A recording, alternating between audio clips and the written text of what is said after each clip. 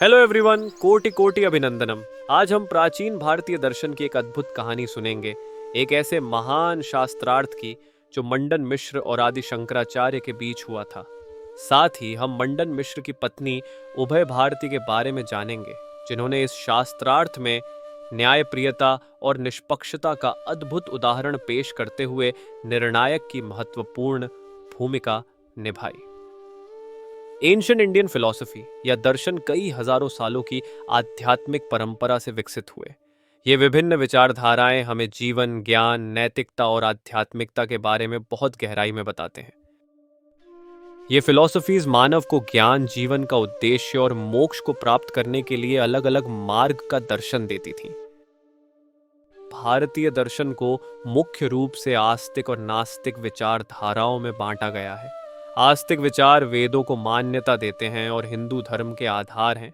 नास्तिक विचार जैसे चारवाक, बौद्ध धर्म, जैन धर्म और आजीविका वेदों को नहीं मानते, फिर भी उन्होंने आस्तिक विचारों के विकास में महत्वपूर्ण योगदान दिया है।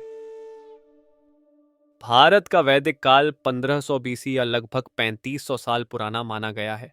कुछ हिस्टोरियंस का मानना है कि यह उससे भी कहीं पुराना हो सकता है। कई फिलोसोफर्स ने वेद और संहिताओं की व्याख्या कर मोक्ष का मार्ग प्राप्त करने की अपनी अपनी विचारधारा विकसित की, जो बहुत ही गहराई से इसका अध्ययन करते हैं। इसी से दर्शन या फिलॉसफी के भारतीय आस्तिक स्कूल्स निकल कर आए हैं। भारतीय दर्शन के आस्तिक स्कूल्स जैसे न्याय, वैशेषिक, सांख्य, योग, मीमांसा और वेदांत लगभग 2500 साल पहले 5वीं से 3वीं सदी ईसा पूर्व के बीच विकसित हुए। ये विचार भारत में वैदिक परंपरा का मुख्य हिस्सा बने। खास बात यह है कि इन विचारों की जड़ें प्राचीन मिथिला से जुड़ी हैं, जो अब आधुनिक बिहार में है। ऋषि गौतम, जैमिनी और कपिल जैसे फिलोसोफर्स एंशिएंट मिथिला के समृद्ध आध्यात्मिक परंपरा को दिखाते हैं। मंडन मिश्र, वाचस्पति मिश्र, गार्गी और उड्डयन जैसे महान दार्शनिकों के प्रमुख कार्य भी इसी क्षेत्र से आए हैं। प्राचीन भारत में शास्त्रार्थ की एक जीवंत और व्यापक परंपरा थी। इन वाद विवादों का आयोजन धार्मिक, दार्शनिक, नैतिक और सिद्धांतों से जुड़े मुद्दों पर चर्चा के लिए किया जाता था। आज हम 8वीं सदी के भारत में मिथिला में हुए ऐसे ही एक ऐतिहासिक शास्त्रार्थ के बारे में जानेंगे। यह शास्त्रार्थ दो इंडियन फिलोसोफर्स मंडन मिश्र और आदि शंकराचार्य के बीच हुआ था। मंडन मिश्र मिथिला के विद्वान दार्शनिक पूर्व मीमांसा या कर्मकांड के दर्शन के समर्थक थे। पूर्व मीमांसा सूत्र, जिसे ऋषि जैमिनी ने लिखा था, वेदों को जीवन का आधार मानता है और यह कहता है कि वैदिक कर्मकांड जीवन के लिए उपयोगी हैं।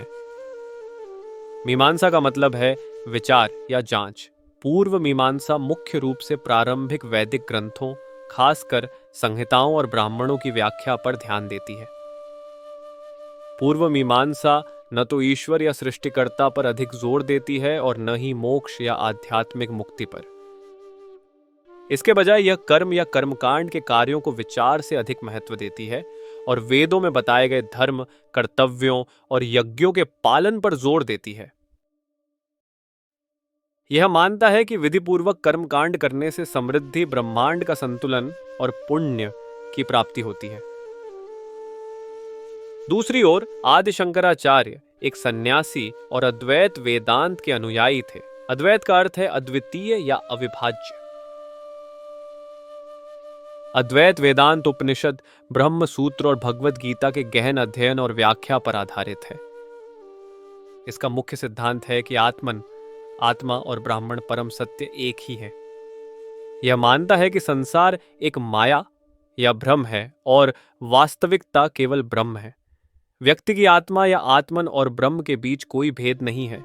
जब व्यक्ति इस सत्य को समझता है, तब वह मोक्ष प्राप्त करता है। इस विचारधारा के अनुसार संसार में दुख और कष्ट इस भ्रम के कारण है कि आत्मा और ब्रह्म अलग अलग हैं। अद्वैत वेदांत ध्यान, ज्ञान और विवेक के माध्यम से इस भ्रम को दूर करने का मार्ग सुझाता है। इन दो महान विचारकों के बीच का यह शास्त्रार्थ केवल एक वाद विवाद का परिणाम तय नहीं करने वाला था, बल्कि यह भारतीय दर्शन की दिशा को सदियों तक प्रभावित करने वाला था। कहानी शुरू करते हैं।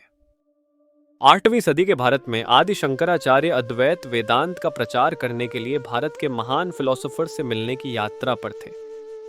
वह मंडन मिश्र से मिलने मिथिला के महिषी पहुंचे, जो उस समय के सबसे महान फिलोसोफर माने जाते थे। महिषी प्राचीन मिथिला में एक महत्वपूर्ण शिक्षा का केंद्र था, जहां मंडन मिश्र अपनी पत्नी उभय भारती के साथ मंडन भारती धाम में रहते थे।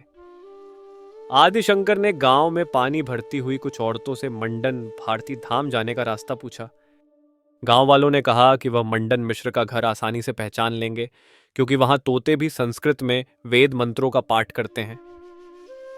जब शंकर घर ढूंढने की कोशिश कर रहे थे, कुछ तोतों ने उन्हें अभिवादन किया। अभिनंदनम देव मंडन भारती धामे सुस्वागतम। यह सुनकर शंकर मुस्कुराए और उन्होंने लकड़ी के दरवाजे पर दस्तक दी। मंडन मिश्र के शिष्य ने दरवाजा खोला। वह आदि शंकर के तेजस्वी स्वरूप को देखकर चकित रह गए। उन्होंने पूछा, आप कौन हैं हे पवित्र आत्मा, और आपको इस घर में आने का क्या कारण है?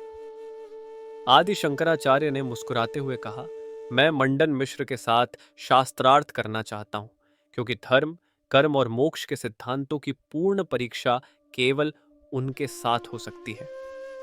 मंडन मिश्र आंगन में बरगद के पेड़ के नीचे अपने शास्त्रों पर गहराई से काम कर रहे थे, लेकिन शंकर की बात सुनकर उन्होंने कहा, संत को भीतर आने दो। एक सच्चे जिज्ञासु का मंडन भारतीय धाम में सदा स्वागत है। मंडन मिश्र और उभय भारती ने शंकराचार्य का स्वागत किया और उनसे कहा, आइए हमारे साथ बरगद के पेड़ के नीचे बैठें। मंडन मिश्र ने पूछा, शंकर, आप किस विषय पर शास्त्रार्थ करना चाहते हैं? शंकर ने कहा, मैं आपके कर्मकांड पर विश्वास के विषय में शास्त्रार्थ करना चाहता हूं। मेरा मानना है कि मोक्ष और एनलाइटनमेंट आत्मा और ब्रह्म की एकता के बोध में निहित है, न कि कर्मकांडों के पालन में। मंडन मिश्र चकित हुए, लेकिन शास्त्रार्थ के लिए तैयार हो गए और पूछा, और आप इस शास्त्रार्थ का निर्णायक किसे बनाना चाहते हैं? शंकर ने कहा, ऐसे शास्त्रार्थ के लिए आपकी पत्नी विदुषी उभय भारती से अधिक उपयुक्त कोई और नहीं हो सकती। केवल वही हमारी चर्चा की गहराई को समझने में सक्षम है। उभय भारती पास में बैठकर माला गूंथ रही थीं और उनकी बातें सुन रही थीं। उभय भारती ने स्वीकार करते हुए कहा, ऐसे शास्त्रार्थ के लिए नियम आवश्यक हैं। मैं भारती इस शास्त्रार्थ का निर्णय करूंगी। हारने वाले को विजेता के फिलॉसफी को स्वीकार करना होगा और आवश्यकता पड़ने पर अपने जीवन के मार्ग का त्याग करना होगा। मंडन मिश्र और आदि शंकर दोनों ने सहमति व्यक्त की। अगले दिन शास्त्रार्थ शुरू हुआ। शास्त्रार्थ सभागार में शुरू हुआ। विद्वान छात्र और गांव वाले इस शास्त्रार्थ को सुनने के लिए वहां एकत्रित हुए। मंडन मिश्र ने पहले बोलना शुरू किया और प्रभावशाली ढंग से पूर्व मीमांसा का पक्ष रखा। मंडन मिश्र ने कहा, वेद कर्म कांडों को केवल कर्तव्य नहीं, बल्कि ब्रह्मांडीय शक्तियों के साथ सामंजस्य के साधन के रूप में प्रस्तुत करते हैं। कर्मकांड जैसे यज्ञ और अनुष्ठान मनुष्य को कर्म और धर्म से जोड़ते हैं। मनुष्य का भाग्य केवल उसके कर्मों से निर्धारित होता है और किसी अन्य चीज से नहीं। यदि मनुष्य कड़ी मेहनत करता है, धन अर्जित करता है, अपने परिवार का ध्यान रखता है, जरूरतमंदों की सहायता करता है और अनुशासन पूर्ण व संतुलित जीवन जीता है, तो वह स्वास्थ्य और सुख पाने का अधिकार अर्जित करता है। मंडन मिश्र ने आगे कहा, केवल कर्तव्य के प्रति अडिग समर्पण, कर्मकांडों का पालन और सदाचार पूर्ण जीवन के माध्यम से ही दुख और कष्टों का नाश किया जा सकता है। वेद अपने आप में पूर्ण हैं और उन्हें किसी ईश्वर की आवश्यकता नहीं है। शंकर ने शांति से उत्तर दिया, कर्मकांड एक सीढ़ी की तरह हैं जो साधक को ऊपर उठाने के लिए बनाई गई हैं, लेकिन सीढ़ी को मंजिल समझने की भूल नहीं करनी चाहिए। सच्चा मोक्ष इस बोध में निहित है कि आत्मन, व्यक्तिगत चेतना और ब्राह्मण सर्वोच्च सत्य एक ही हैं, जो कर्मकांडों और भौतिक द्वैत से परे हैं। शंकर ने तर्क से मीमांसा की विवेचना की और अद्वैत वेदांत के विचारों को रखा। उन्होंने कहा, तत्त्वम असि अर्थात तुम वही हो। जैसे एक नदी सागर से अलग दिखती है, लेकिन वे वास्तव में एक ही है, वैसे ही आत्मा और ब्रह्म अलग प्रतीत हो सकते हैं, लेकिन वे वास्तव में एक ही हैं। मंडन मिश्र ने अडिग विश्वास के साथ उत्तर दिया, यह कहते हुए कि वैदिक कर्मकांड वह माध्यम हैं जिनके द्वारा ब्रह्मांडीय सामंजस्य प्राप्त किया जा सकता है। क्या कोई समाज केवल सैद्धांतिक दर्शन पर जीवित रह सकता है? मंडन मिश्र और आदि शंकर के बीच शास्त्रार्थ कई दिनों तक चलता रहा। कुछ कहते हैं कि यह 42 दिनों तक चला। उभय भारती ने धैर्य पूर्वक उनकी तर्क वितर्क को सुना। अंतिम शास्त्रार्थ में उभय भारती ने प्रत्येक को एक माला दी और कहा, अब इस शास्त्रार्थ का निर्णय इन फूलों से होगा। जो व्यक्ति क्रोधित या अशांत होगा उसकी माला मुरझा जाएगी और वह हार जाएगा। जैसे जैसे शास्त्रार्थ आगे बढ़ा, कहा जाता है कि मंडन मिश्र धीरे धीरे क्रोधित और अशांत होने लगे, जबकि आदि शंकर शांत होकर अपने तर्क प्रस्तुत करते रहे।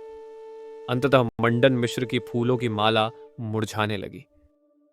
उभय भारती ने अपने वचन के अनुसार हस्तक्षेप करते हुए कहा, आप दोनों ने बहुत विद्वत्ता और तार्किक सिद्धांतों से अपने विचार रखे, लेकिन चूंकि मेरे पति की माला मुरझाने लगी है, इसलिए इस शास्त्रार्थ में उनकी पराजय हुई है। हालांकि कोई भी ज्ञान जीवन के अनुभव के बिना पूर्ण नहीं होता। उभय भारती ने आगे कहा, शंकर, आपने मेरे पति को शास्त्रार्थ में पराजित कर दिया है, पर आपको मुझसे भी शास्त्रार्थ करना होगा, क्योंकि मैं उनकी अर्धांगिनी हूं और जीवन के व्यावहारिक ज्ञान का प्रतीक हूं।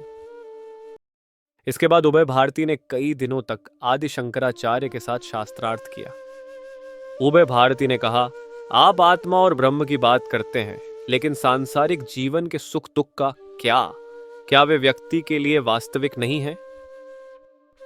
शंकर ने कहा, सुख और दुख मन के अनुभव हैं जो अहंकार का ही प्रतिबिंब है। जब अहंकार समाप्त हो जाता है तो जीवन के द्वैत भी समाप्त हो जाते हैं। लेकिन उभय भारती के प्रश्न और जटिल होते गए, जो गृहस्थ जीवन से संबंधित थे। यह विषय एक ब्रह्मचारी सन्यासी जैसे शंकर के लिए अपरिचित था। उभय भारती ने कहा, आप संसार का ज्ञान कैसे दावा कर सकते हैं जब आपने इसे त्याग दिया है? क्या जीवन को पूरी तरह अनुभव किए बिना ज्ञान पूर्ण हो सकता है? शंकर रुके। उभय भारती की चुनौती की गहराई को पहचानते हुए कहा, मैं हमेशा ज्ञान की खोज में लगा रहूंगा। उभय भारती ने शंकर को आशीर्वाद देते हुए कहा, शंकर, आपकी विजय केवल बौद्धिक नहीं बल्कि आध्यात्मिक भी है। जब आप जीवन का पूर्ण ज्ञान प्राप्त कर लेंगे, तब आप और भी महान विजयी बनेंगे। कहानी यहां खत्म नहीं हुई। चलिए देखते हैं इस महान शास्त्रार्थ के बाद क्या हुआ। कहा जाता है कि मंडन मिश्र ने अपने वचन के अनुसार कर्म कांडों का त्याग कर दिया और सन्यासी बन गए। उन्होंने अद्वैत वेदांत के दर्शन को अपनाया। उभय भारतीय ने भी अपने पति का अनुसरण करते हुए सन्यास धारण कर लिया। आदि शंकराचार्य ने मंडन मिश्र से कर्नाटक के श्रृंगेरी में स्थापित पहले मठ के प्रमुख बनने का अनुरोध किया। मंडन मिश्र ने यह दायित्व स्वीकार किया और सुरेशाचार्य के नाम से प्रसिद्ध हुए। उन्होंने अद्वैत वेदांत पर कई महत्वपूर्ण ग्रंथों और भाष्यों की रचना की। इस ऐतिहासिक शास्त्रार्थ की कथा पूरे भारत में फैली, जिससे पीढ़ी दर पीढ़ी ज्ञान को विनम्रता के साथ अर्जित करने और मनुष्य के संपूर्ण अस्तित्व को समझने की प्रेरणा मिली। इसने उभय भारती को भी एक प्रतिष्ठित भारतीय दार्शनिक के रूप में उजागर किया, जिन्हें दो महान विद्वानों के बीच इस गहन शास्त्रार्थ को निष्पक्षता और ज्ञानपूर्ण तरीके से निर्णय करने के लिए सराहा गया। यह शास्त्रार्थ भारत की दार्शनिक विविधता की समृद्धि और सत्य की खोज में सम्मानजनक संवाद की शक्ति का अद्भुत उदाहरण प्रस्तुत करता है। यह हमें स्मरण कराता है कि विभिन्न विचारों के प्रति सहिष्णुता और खुले विचारों का दृष्टिकोण समाज की सामूहिक बुद्धिमत्ता को समृद्ध करता है। एक बढ़ती हुई पोलराइज्ड दुनिया में यह प्राचीन कथा हमें प्लूरलिज्म को अपनाने और मीनिंगफुल कॉन्वर्सेशन करने की प्रेरणा देती है, जो हर दृष्टिकोण को वैल्यू और रिस्पेक्ट देता है। आइए इस कहानी के माध्यम से हम समाज में विभिन्न दृष्टिकोणों को अपनाएं और एक सतत परिवर्तन या कंटिन्यूअस चेंज की प्रक्रिया का सम्मान करें। ओम शांति शांति शांति।